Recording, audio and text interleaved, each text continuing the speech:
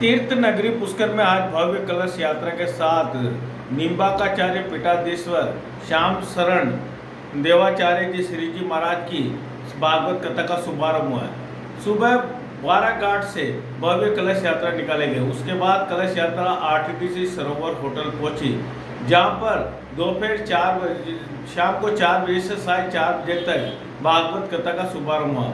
प्रतिदिन भागवत कथा का रसपान श्री जी महाराज भक्तों को शाम को 4 से 7 बजे तक करवाएंगे। कथा 9 अप्रैल से 15 अप्रैल तक आयोजित की गई है। प्रथम दिन कथावाचक श्री जी महाराज ने कहा कि मनुष्य जीवन काफ़ी मुश्किल से मिलता है, इसलिए मनुष्य जीवन में भगवान का स्मरण करना चाहिए। उन्होंने कहा कि मनुष्य जीवन हालांकि काफ़ी कठिन होता है और किस्मत वाला होता है वही मनुष्य जीवन में मनुष्य जीवन लेता। उन्होंने आज भागवत कथा पर प्रकाश डाला। उन्होंने कहा कि भागवत कथा सुनने से ही मनुष्य के सारे कष्ट दूर हो जाते हैं और पाप दूर हो जाते हैं। इस अवसर पर पालिका अध्यक्ष कमल पाठक सहित काफ़ी संख्या में भक्त और श्रद्धालु मौजूद थे। मैं अनिल कुमार पारासर, बदलता पुष्कर संपादक। विद्यमान है, हमें समस्त पुरोहित सब बैठे हैं, रवि जी भी कहीं हैं क्या? आपका ये सुंदर भगवान का प्रसाद रूपी दुपट्टा, कोई वस्तु यदि अच्छी लगे तो उसको पहन के रखना चाहिए। हमारे सब परिकर उसको उतारने लगे और पहन के रहने को। रमा वैकुंठ भगवान का प्रसाद है। उमेश जी सब लोग बैठे हैं, अरुण जी बैठे हैं क्या? तो आप सभी के मध्य फिर से कितने वर्ष बाद वकील साहब को साथ रखते 6 वर्ष के उपरांत पुष्कर राज महाराज के पावन सानिध्य में भगवान गिरधर गोपाल की महती अनुकंपा है। हमारे जो भगवान गिरधर गोपाल विराजमान हैं किया था सभी ने, और उस आयोजन की सत्यनारायण जी आप तो यहाँ पर यजमान हैं।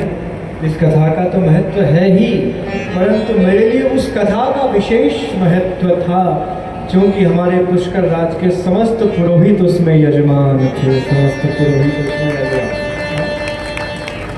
बोले पुष्कर राज महाराज की जय। 6 वर्षों के उपरांत फिर से आप सभी के मध्य भगवत गुणानुवाद करने का ये जो अवसर प्राप्त हुआ है। भगवान गिरधर गोपाल और हमारे पूर्वाचार्य श्री परशुराम देवाचार्य जी महाराज की महती कृपा, जिनकी समाधि, जिनका निरंतर सानिध्य आप सभी पुष्करवासियों को प्राप्त होता, उनकी महती अनुकंपा से ही यजमान सत्यनारायण जी, ये सब श्रोता भी धन्य और सबसे अधिक सौभाग्यशाली तो मैं स्वयं हूँ जो मुझे इस अवसर पर यह दिव्य गुणानुवाद करने का अवसर प्राप्त हुआ। विचार किया जाए तो ये कितना महत्वपूर्ण है, कितना भाग्यशाली अवसर है। तीर्थ गुरु पद पर प्रतिष्ठित हमारे पुष्कर राज महाराज का पावन सानिध्य, युगादि तिथि और भगवान की सुंदर कथा गुणगान करने का अवसर, सभी को नववर्ष की बहुत बहुत बधाई हो। हाँ, अपना नववर्ष यही है। हमारे भारतवर्ष की, हमारी संस्कृति की यही महत्ता है। यूँ तो युगादि तिथि है, युग का प्रारंभ इसी से हुआ है। करोड़ों वर्गों वर्षों पूर्व जब सृष्टि का प्रारंभ हुआ वो आज के दिवस पर, कुछ लोक परंपराएं ऐसी होती है कि अनेक क्षेत्रों में, अनेक राज्यों में जाया करता है। दक्षिण भारत में, गुजरात में, महाराष्ट्र में सब अपने अपने अनुसार भी नववर्ष को प्रारंभ करते हैं, परंतु युगादि तिथि यह चैत्र शुक्ल प्रतिपदा, जिसके दिन आज हमको, जिसके देखिए, जिसके भाग्य में भगवान की कृपा देखिए, आप सभी जितने भी भगवत जन आज इस पांडाल में उपस्थित हैं और जो टीवी के माध्यम से, दूरदर्शन के माध्यम से, इंटरनेट के माध्यम से देख रहे हैं, उन सब के लिए विशेष बात क्या है कि देखिए, हम क्या चाहते हैं कि हम नववर्ष में वो कर्म करें जो हमको सबसे प्रिय हो, जो हमारे लिए वांछित हो, जो हमारे लिए कल्याणकारी हो। हम सब भगवत जनों के जीवन में भगवत नाम और भगवान की कथा से श्रेष्ठ कोई वस्तु नहीं है। हम सभी को देखिए आज नववर्ष पर वो प्राप्त हो रही है। ये सर्वेश्वर भगवान की जय। हम भागवत जनों के जीवन में क्या महत्व है?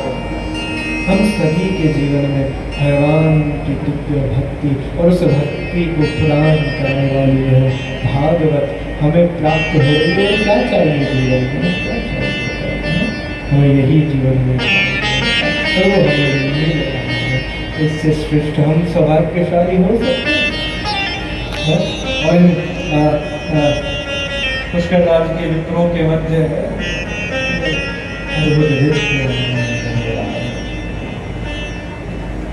हो सकता है आज नवरात्र का प्रारंभ हुआ है, इसलिए सभी मित्र अपने अपने घरों में घट स्थापना पूजा पाठ में सभी व्यस्त हैं। पर सभी के दर्शन मुझे लगता है संभवतः इन 7 दिनों में हो ही जाएंगे। हाँ, सभी के दर्शन हो ही जाएंगे। और आजकल तो मैं व्यक्ति से सबसे परिचित हूँ, सत्यनारायण जी। हाँ, सबसे परिचित हूँ पुष्कर राज। तो जो नहीं दिखेंगे उनको हम देख लेंगे, कहाँ दिखे नहीं दिखे। भागवत भगवान की दिव्य अवसर पर भगवत गुणानुवाद करने का अवसर प्राप्त होगा। श्रीमद् भागवत की महती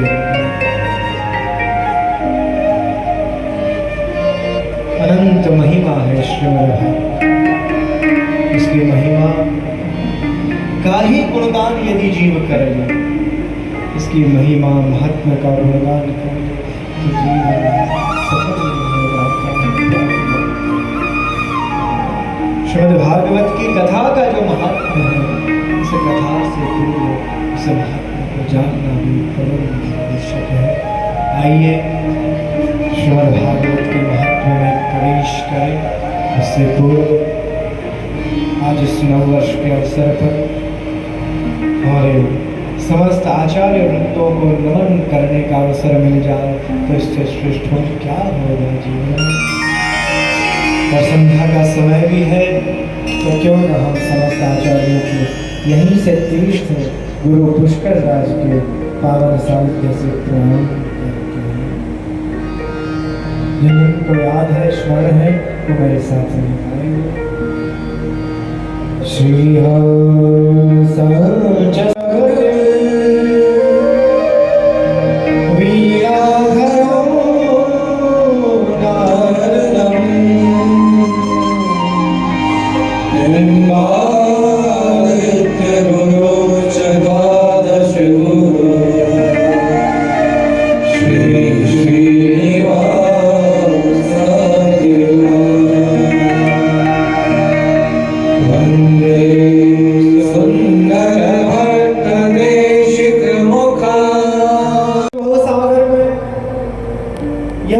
भौतिक शरीर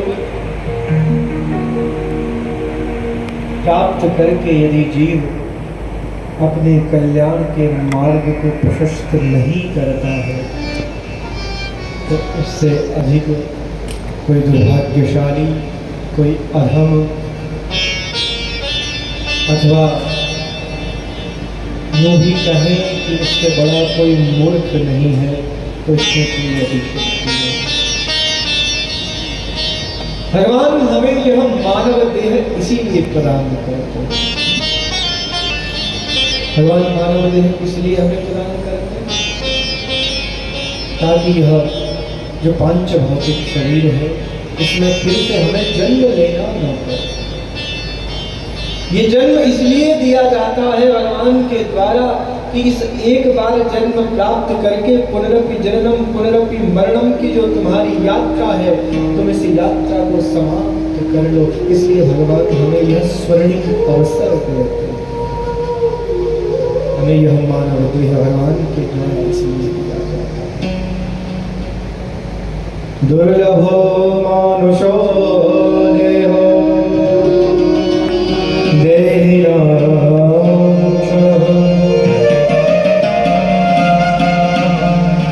ये देह क्षणः दुर्लभं मन्ये वैकुंठ प्रियदर्शन।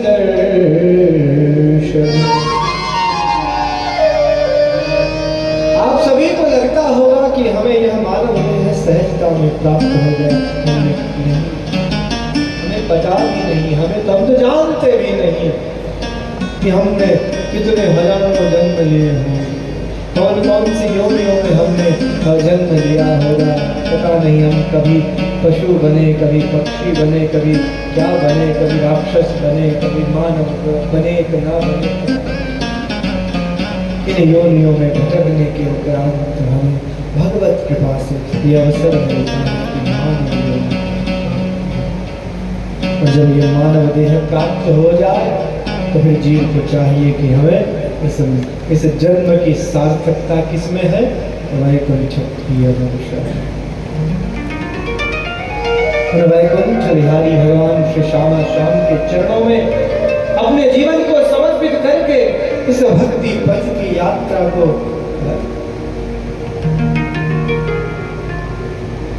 ये सबसे कठिन मार्ग होता है। बस यही नहीं जीव से होता है। जीव धनोपार्जन कर लेता है, अपने इस शरीर को सुख रखने के लिए, इसे स्वस्थ रखने के लिए, पुष्ट रखने के लिए सारे प्रयत्न कर लेता है। और जो सबसे आवश्यक है हम सभी के लिए, इस भक्ति के मार्ग पर चलना, वो जीव से नहीं है। इसलिए भगवान ने विचार किया ये मानव का कल्याण कैसे होगा। इसकी जो स्वाभाविकी रति है, इसकी जो स्वाभाविकी गति है, जो मन है ना, चंचल है, इस मन को स्थिर करके भगवत भक्ति करना और भगवान के चरणों में इस मन को लगाना सबसे कठिन, सबसे दुष्कर कार्य है। तो इस दुष्कर कार्य को सुगम कौन बनाएगा? कोई ऐसा साधन जीव के लिए होना चाहिए जिसका आश्रय लेकर जीव अपने इस जन्म को सार्थक बनाए। तो भगवान ने हम जीवों पर कृपा करते हुए हमें यह श्रीमद् भागवत पढ़ा।